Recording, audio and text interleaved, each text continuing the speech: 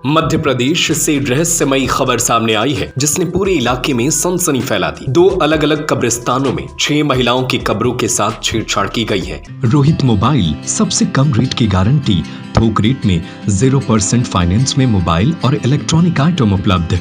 खाद गोदाम के पास मकरोनिया चौराहा सागर। ये मामला तब उजागर हुआ जब परिजन अपनी मां और पत्नी की कब्रों पर फातिहा पढ़ने पहुंचे। जानकारी के मुताबिक एक युवक जब कब्र पर पहुंचा तो देखा कब्र का फर्श हटा हुआ था, मिट्टी हटाई गई थी और कफन आधे शरीर तक खुला था। यह नजारा देखकर उसके होश उड़ गए। थोड़ी ही देर में अन्य 2 महिलाओं की कब्रों के साथ भी ऐसे ही छेड़छाड़ की बात सामने आई। शहर से ही लगे सिहाड़ा गाँव के कब्रिस्तान में भी 3 और महिलाओं की कब्रें खुदी मिली। अब तक कुल 6 कब्रों में छेड़छाड़ की पुष्टि हो चुकी है। दरअसल मामला मध्य प्रदेश के खंडवा जिले का है, जहां पुलिस के मुताबिक यह घटना शुरुआत में तांत्रिक क्रिया का संकेत दे रहा था, परंतु तंत्र क्रिया करने वाले एक जानकार ने बताया कि वे पुरानी व फूटी हुई कब्रों का इस्तेमाल करते हैं। कब्र के गड्ढे में सामान रखते हैं, इस तरह से कब्र को खोलते नहीं है। पुलिस ने अज्ञात आरोपियों के खिलाफ मामला दर्ज किया है। Cyber expert mobile tower data खंगाल कर उस रात वहां मौजूद लोगों की पहचान में जुटे हैं। दरअसल बात ये है कि इस घटना में तीनों ही लेडीज थी, मतलब कि तीनों लेडीज़ की कपड़े खुली थी। ये तो अल्लाह का शुक्र हुआ कि हमें सर के अंदर कुछ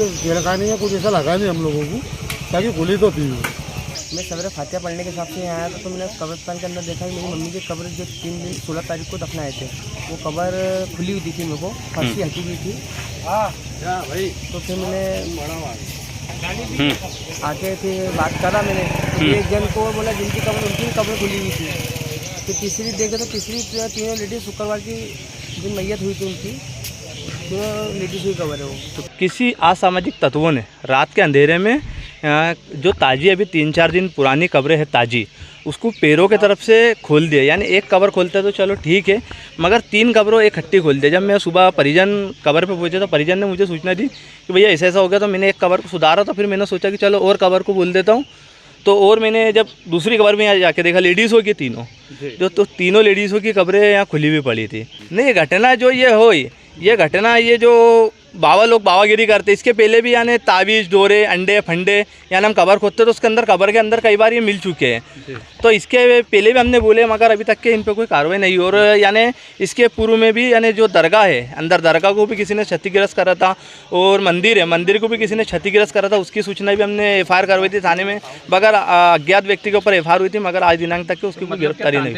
एक सूचना प्राप्त हुई, बड़ा कब्रिस्तान में कुछ जो शव दफन किए गए थे उनके साथ छेड़छाड़ की गई है।